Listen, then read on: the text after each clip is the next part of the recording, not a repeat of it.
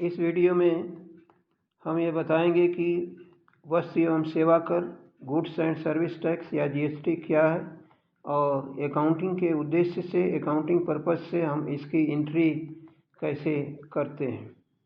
तो जीएसटी के पूर्व जो केंद्र सरकार द्वारा या राज्य सरकार द्वारा कर लगाए जाते थे वो अलग अलग प्रकार के होते थे, अलग अलग वस्तुओं पर होते थे और अलग अलग सेवाओं पर होते थे। इन सारे करों को समाप्त करके केंद्र सरकार और राज्य सरकार के करों को समाप्त करके सबको एक अधीन लाया गया, जिसको हम वस्तु या सेवा कर कहते हैं। यह एक राष्ट्र एवं एक कर के सिद्धांत पर आधारित है। यह वस्तुएं एवं सेवाओं के क्रय विक्रय के समय उनके ऊपर लगाया जाता है। यह एक अप्रत्यक्ष कर है, यानी इनडायरेक्ट टैक्सेस है, जो उपभोक्ता इसको इनडायरेक्टली पेड करता है। इस अधिनियम को यानी गुड्स और सर्विस टैक्स एक्ट को संसद में 24 मार्च 2017 को पास किया गया तथा 1 जुलाई 2017 से संपूर्ण भारत में इसे लागू किया गया है। जीएसटी के अंतर्गत अनेक प्रकार के केंद्र एवं राज्य सरकारों के कर समाप्त कर दिए गए और वो कौन कौन से ऐसे कर हैं जो समाप्त करके जीएसटी के अंतर्गत लाए गए हैं। इसमें केंद्र सरकार के जो कर समाप्त किए गए हैं उसमें excise duty number 1, number 2 custom duty, number 3 service tax, number 4 central sales tax यानी कि केंद्रीय विक्रय कर है। इस प्रकार से राज्य सरकारों के कर जो समाप्त किए गए और जीएसटी में शामिल किए गए उसमें ऑक्ट्राय है, एंट्री टैक्स है, परचेज टैक्स है, इंटरटेनमेंट टैक्स है, वैट है या वैल्यू एडेड टैक्स है, लग्जरी टैक्स और टैक्स ऑन लॉटरी। तो इस तरीके से कुल 6 प्रकार के जो कर हैं राज्य सरकारों के समाप्त किए गए और 4 प्रकार के केंद्र सरकार के कर को समाप्त करके लाया गया वस्तु एवं सेवा कर अधिनियम के अंतर्गत। जो जीएसटी लागू की गई, ये कहा गया कि हाँ, ये एक राष्ट्र और एक कर के सिद्धांत के अंतर्गत होगा। करों को तो समाप्त कर दिया गया है, लेकिन जीएसटी के अंतर्गत जो अलग अलग स्लैब हैं यानी अलग अलग दर से अलग अलग कर लगाए जाते हैं अलग अलग प्रकार की वस्तुओं को। तो इनको जो है 5 कैटेगरी में डिवाइड किया गया उस समय जब ये कर अधिनियम पास किया गया। तो पहले स्लैब में ऐसे वस्तुओं को शामिल किया गया जिसमें जो आवश्यक वस्तुएं थीं, जो खाद्य पदार्थ ये सब आते थे जिस पर 0% टैक्स था, यानी कि कोई उसमें कर नहीं लगता है। जैसे इसमें जो है अनब्रांडेड हनी है, मिल्क है, साल्ट है और वेजिटेबल्स हैं, फूड ग्रेन है, ये सब जो अनब्रांडेड आते हैं वो इस कैटेगरी में रखे गए जिन पर कि टैक्स का रेट शून्य हो गया, अर्थात इस पर टैक्स नहीं लगाया गया। दूसरे जो कैटेगरी बनाई गई, इसमें कॉमन यूज़ की जो आइटम्स हैं उन पर 5% टैक्स लगाने का प्रोविज़न है। इस कॉमन जो यूज़ की वस्तुएं हैं उसमें क्या क्या हैं, एक तो वेजिटेबल ऑयल्स है, शुगर है, टी है, कॉफ़ी है, पैक्ड आटे हैं, फ्रूट्स हैं एंड नट्स, ये इसके बाद है कोल है, फार्मास्यूटिकल्स आइटम्स हैं, प्रिंट मीडिया है और ये आपके जो चश्मे हैं, ये सब इसमें शामिल किए गए जिन पर 5% कर की व्यवस्था की गई। इसके बाद जो मानक रेट स्टैंडर्ड रेट जो वो दर है, स्टैंडर्ड रेट है वो 12% की दर से है। 12% इसमें क्या है कि आपके जूस हैं, घी है, इसके बाद जो है बटर है, जैम है, पिकल्स हैं, प्रिंटिंग एंड स्टेशनरी है, इसके बाद और जो सामान्य होती हैं सामान्य उपयोग की वो 12% की वस्तुएं लाई गई हैं। जो आपकी चौथी कैटेगरी है जिसमें कैपिटल गुड्स या सभी प्रकार की सेवाएं हैं उन पर 18% है। ये 18% में ऐसे कैपिटल गुड्स हैं, ऐसे कैपिटल एसेट्स हैं जिनका उपयोग मैन्युफैक्चरिंग पर्पस के लिए परचेज किया जाता है, उन पर 18% के टैक्स से लिया। मैन्युफैक्चरिंग पर्पस का मतलब जिनका उपयोग आगे जा कर के ये बिजनेस में होगा, जैसे आयरन स्टील है, हेयर ऑयल जो है, शैम्पू हैं, ये टूथपेस्ट हैं, आइसक्रीम है, ये कंप्यूटर प्रिंटर हैं, डिजिटल मीडिया है, और ये विटामिन इत्यादि जो है ये सब इसमें आते हैं, जिन पर 18% टैक्स का स्लैब है। इसके बाद जो लग्जरी आइटम है, विलासिता की वस्तुएं हैं, या जो टोबैको आइटम्स हैं यानी कि तंबाकू जो के पदार्थ हैं, उन पर 28% टैक्स है। इसमें motor vehicle, electrical goods, fridge, TV, ये सब 28% वाले वो स्लैब में आते हैं। तो समय समय पर जीएसटी काउंसिल की, जो इनके निगरानी के लिए काउंसिल बनाई गई है, उसकी बैठक होती है और इसमें इनकी समीक्षा की जाती है, इनका रिव्यू किया जाता है कि ये रेट जो हैं किस पर घटने चाहिए, किस पर बढ़ने चाहिए, या क्या वही आपके कांस्टेंट रहेंगे। तो इस प्रकार से जो है आपका ये जीएसटी का रेट लगाया जाता है। इसके बाद जो है जीएसटी यानी गुड्स और सर्विस टैक्स कितने प्रकार की है, ये हम 2 श्रेणियों में डिवाइड करते हैं। एक तो ऐसे व्यापार जो राज्य के अंतर्गत होते हैं, एक ऐसे व्यापार जो राज्य के एक राज्य से दूसरे राज्य के बीच में होते हैं। यानी जब राज्य के अधीन यानी स्टेट के अंतर्गत परचेज और सेल्स होगा, तो उस समय जो जीएसटी लगाई जाएगी, वो जो जीएसटी है केंद्र सरकार और राज्य सरकार के शेयर में 50-50% करके बांटी जाती है। 50-50% करके केंद्र सरकार और राज्य सरकार के शेयर में बांटी जाती है, परचेज की दशा में भी और सेल्स की दशा में भी। लेकिन जब एक राज्य से दूसरे राज्य, जिसको हम इंटर स्टेट मूवमेंट कहते हैं, उसमें जब ये लिया जाएगा जीएसटी का अमाउंट, तो वो 100% जो है जो केंद्र सरकार के शेयर के अधीन आएगा। ये बाद में एडजस्टमेंट किया जाता है, तो 100% जो जीएसटी आएगी उसको हम उसके लिए जो अकाउंट रखते हैं आईजीएसटी यानी कि इंटीग्रेटेड जीएसटी रखते हैं। ये केंद्र सरकार का होगा, चाहे वस्तु का क्रय हो, चाहे वस्तु एवं सेवाओं का विक्रय हो।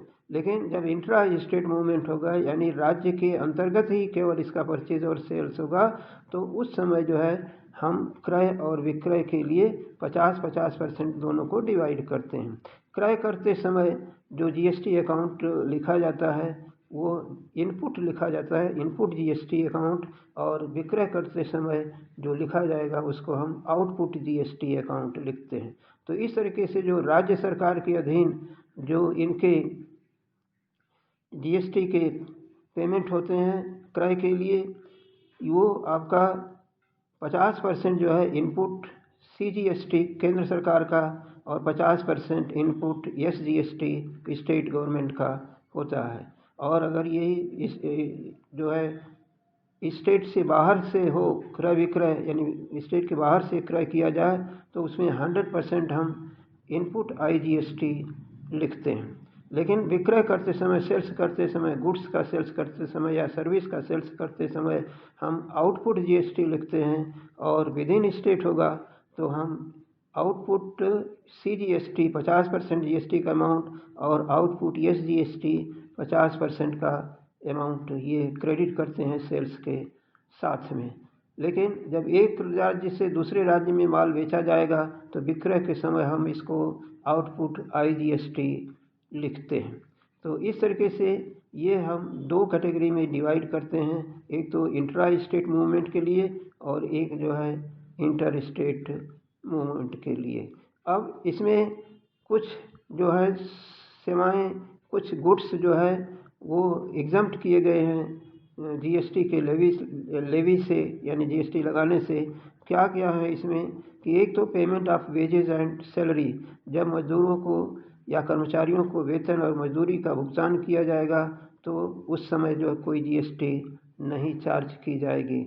इसी तरीके से सरकार को यानी केंद्र सरकार या राज्य सरकार को जो सप्लाई की जाएगी सेवाओं की, उसमें जो है किसी भी प्रकार का जीएसटी नहीं लगेगा। या जो अन्य देशों के दूतावास हैं भारत में, उनके लिए जो माल की सप्लाई की जाएगी या सर्विस दी जाएगी उसमें जीएसटी नहीं लगेगा। ये इलेक्ट्रिसिटी यानी कि बिजली और पानी की जो बिलें हैं उन पर जीएसटी चार्ज नहीं होती है। जो एजुकेशनल सेवाएं हैं, स्वास्थ्य सेवाएं हैं, ये नहीं शिक्षा सेवाएं हैं और स्वास्थ्य सेवाएं जो हैं उन पर भी जीएसटी नहीं लागू की जाती है। तो जीएसटी कहाँ से लागू होगी, जीएसटी कितने प्रकार की होगी, ये होता है। इसको जो है हम एंट्री करते हैं, किस प्रकार से एंट्री करते हैं, इसका अकाउंटिंग पर्पस से हम इसका लेखांकन कैसे करते हैं। तो क्या लेखांकन का इसका नियम है, क्या इसका सिद्धांत है कि एक जो पंजीकृत संस्था है या जो डीलर है वो प्रत्येक प्रकार के क्रय पर जीएसटी का भुगतान करेगा। जिसके लिए जीएसटी इनपुट जीएसटी अकाउंट लिखा जाएगा, जिसमें 50% की राशि जो है सीजीएसटी अकाउंट में तथा 50% की राशि जो है एसजीएसटी में लिखी जाएगी। यदि क्रय एक ही राज्य में हो रहा है तब, राज्य के बाहर से होगा तो 100% की रकम आईजीएसटी अकाउंट में लिखी जाती है। क्रय के लिए हम इनपुट शब्द का उपयोग करते हैं। और यदि क्रय वापसी का होता है तो क्रय वापसी के लिए हम इनपुट जीएसटी यानी सीजीएसटी या इनपुट एसजीएसटी को रिवर्स करते हैं। और जो माल बिका हुआ वापस आता है तो ऐसी कंडीशन में हम जो है आउटपुट आईजीएसटी या आउटपुट सीजीएसटी या आउटपुट एसजीएसटी जैसी कंडीशन हो उसको हम रिवर्स कर देते हैं। तो इस प्रकार से जो परचेज है, परचेज में जीएसटी का पेमेंट किया जाता है, जबकि सेल्स में जीएसटी का वसूली की जाती है। तो जो परचेज में पेमेंट किया गया है उसको एडजस्ट करने का डीलर को ये अधिकार दिया गया है कि वो आउटपुट जीएसटी से एडजस्ट कर सके। तो इस प्रकार से जो एडजस्टमेंट करता है डीलर, उसके लिए जो इनपुट जीएसटी है वो एक तरीके से असेट्स मानी जाती है, और जबकि आउटपुट जीएसटी जो बची रहेगी वो उसके ऊपर एक लाइबिलिटी होती है जो उसको पेमेंट करना होता है। तो इस तरीके से हमारी ये एंट्री की जाती है। लेकिन टैली अकाउंटिंग में जो रिवर्सल एंट्री होती है उसका जो है प्रोविज़न न होने के कारण जो है हम जो है इनपुट जीएसटी को ही हमेशा डेबिट करेंगे और आउटपुट जीएसटी को हमेशा क्रेडिट करेंगे। यानी रिवर्सल के कंडीशन में जैसे परचेज रिवर्स हुआ तो उस समय इनपुट जीएसटी को क्रेडिट न करके हम आउटपुट जीएसटी में एंट्री करेंगे जैसी भी कंडीशन हो। इसी तरीके से सेल्स रिटर्न में आउटपुट जीएसटी को डेबिट न करके बल्कि इनपुट जीएसटी को डेबिट करेंगे। तो ये जीएसटी जो रिवर्स की जाती है, किन दशाओं में रिवर्स की जाती है। एक तो जो माल इनका गुड्स लॉस हो जाता है, स्टोलन हो जाता है, गुड्स जो डिस्ट्रॉयड हो जाता है, या जो गुड्स राइट ऑफ की जाती हैं, या गुड्स जो है डिस्ट्रीब्यूटेड एज फ्री सैंपल के हिसाब से बांटा जाता है, या गुड्स गिवन एज गिफ्ट या चैरिटी के हिसाब से दिया जाता है, बांट दिया जाता है, या गुड्स जो है पर्सनल यूज़ के लिए ली जाती है। तो ये जो है आपके जीएसटी के लेखांकन की कंडीशन आती है। इसके लिए हम जनरल एंट्री जो करते हैं यानी अकाउंटिंग एंट्रीज जो कैसे की जाती हैं जनरल में, कि परचेज़ करते समय जब फॉर परचेज ऑफ गुड्स जो है परचेज अकाउंट को डेबिट करते हैं, और साथ में अगर इंटर स्टेट है, नहीं स्टेट के अंदर है, विद इन स्टेट है, तो इनपुट सीजीएसटी डेबिट हो जाएगा परचेज के साथ में, इनपुट एसजीएसटी हो जाएगा डेबिट में, और टू बैंक करेंगे या टू कैश करेंगे अगर कैश का परचेज़ किया गया। क्रेडिट परचेज़ होने पर टू क्रेडिटर्स या सप्लायर्स लिखते हैं। जब ये रिटर्न करेंगे तो क्रेडिटर्स या सप्लायर को हम डेबिट कर देते हैं और परचेज रिटर्न को क्रेडिट करेंगे। इनपुट सीजीएसटी क्रेडिट हो जाएगा, साथ में रिवर्स हो जाएगा इनपुट एसजीएसटी रिवर्स हो जाएगा। यदि माल बेचते हैं स्टेट के अंदर बेचते हैं तो बैंक अकाउंट, नकद बेचने पर बैंक अकाउंट को डेबिट करेंगे, उधार बेचने पर डेटर्स अकाउंट या कस्टमर अकाउंट को डेबिट करेंगे, जबकि क्रेडिट करेंगे सेल्स अकाउंट को, और साथ में जो है output CGST account, output SGST करेंगे, ये विद इन स्टेट। और इंट्रा स्टेट अगर होगा तो यहाँ पर हम आउटपुट आईजीएसटी लिखते हैं, यानी इंटीग्रेटेड जीएसटी अकाउंट। अगर ये माल वापस होता है, बिका हुआ माल वापस आ जाता है तो सेल्स रिटर्न अकाउंट को हम डेबिट करते हैं या रिटर्न इनवर्ड अकाउंट डेबिट होता है, उसी के साथ में आउटपुट CGST और आउटपुट SGST भी डेबिट हो जाएगा, रिवर्स हो जाएगा, और डेटर्स या कस्टमर अकाउंट को क्रेडिट करते हैं। इसके बाद जो है, जो हम अस्थाई संपत्तियां जो परचेज करते हैं, उसके लिए हम क्या करते हैं कि फिक्स्ड एसेट्स को डेबिट करते हैं, इनपुट CGST इनपुट SGST को डेबिट करते हैं, टू बैंक या टू वेंडर अकाउंट लिखते हैं। और अगर एक्सपेंसेस के पर GST चार्ज की जाती है तो चूंकि एक्सपेंसेस डेबिट होते हैं तो एक्सपेंसेस को हम डेबिट कर देंगे और साथ में input CGST input SGST account को डेबिट करेंगे, बैंक अकाउंट को क्रेडिट करेंगे। लेकिन अगर ये इंटर स्टेट है, एक स्टेट से दूसरे स्टेट में अगर पेमेंट होता है एक्सपेंसेस का, तो वहाँ हम इनपुट IGST लिखते हैं।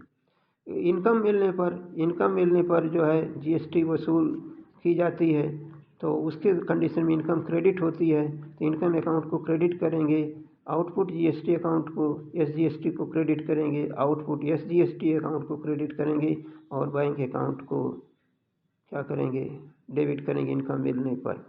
कभी कभी जो है गुड्स सैंपल के रूप में बांट दी जाती है, लॉस होती हैं, या जो loss by fire, loss by theft, इस तरीके से लॉस हो जाता है, तो इन लॉस को हम डेबिट कर देते हैं और परचेज अकाउंट आपका क्रेडिट हो जाएगा। इनपुट जो है CGST अकाउंट क्रेडिट हो जाएगी और इनपुट SGST अकाउंट क्रेडिट हो जाएगी। क्यों क्रेडिट डेबिट ये हो जाएगा कि माल खरीदते समय हमने इनपुट CGST इनपुट SGST को डेबिट किया था, अब चूँकि उतना माल नष्ट हो गया है इसलिए उसको हम क्रेडिट कर देते हैं, रिवर्स कर देते हैं। इसके बाद अगर गुड्स विड्रीव फॉर पर्सनल यूज़ है, व्यक्तिगत प्रयोग के लिए या घरेलू उपयोग के लिए व्यवसाय से माल ले गए हैं, तो ऐसी कंडीशन में परचेज अकाउंट क्रेडिट हो जाता है, ड्राइंग अकाउंट डेबिट होता है। तो परचेज क्रेडिट होने के साथ साथ जो है हम इनपुट उस पर जितना GST बनेगी उसको CGST और SGST का शेयर क्रेडिट कर देते हैं। तो इस तरीके से आपका दो भागों में बांटा जाता है उस कंडीशन में जब विदिन स्टेट होगा, और जब आउटसाइड स्टेट होगा यानी एक राज्य से दूसरे राज्य में जाएगा, तो ये दोनों यानी कि इनपुट CGST इनपुट SGST को के स्थान पर हम इनपुट IGST लिखते हैं, और आउटपुट CGST तथा आउटपुट SGST के स्थान पर हम क्या लिखते हैं, IGST आउटपुट का IGST लिखते हैं। तो टैली अकाउंट में ये इनपुट का रिवर्सल का प्रोविज़न न होने के कारण जो है इसकी एंट्री जो है थ्रो एडजस्ट करते हैं, किसके जरिए, आउटपुट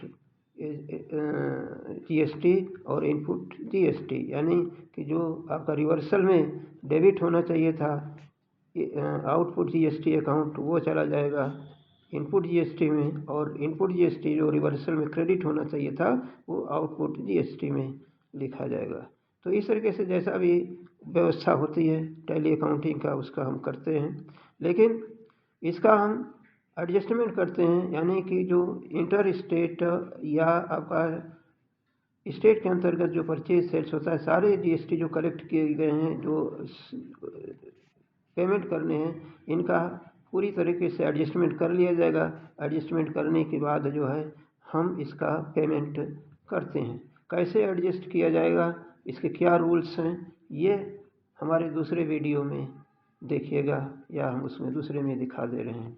आपसे अनुरोध है कि आप हमारे चैनल को सब्सक्राइब करेंगे, इसको लाइक करेंगे, ताकि जो है अगले जो वीडियो दें वो समय पर आपको मिलते रहें। धन्यवाद, थैंक यू।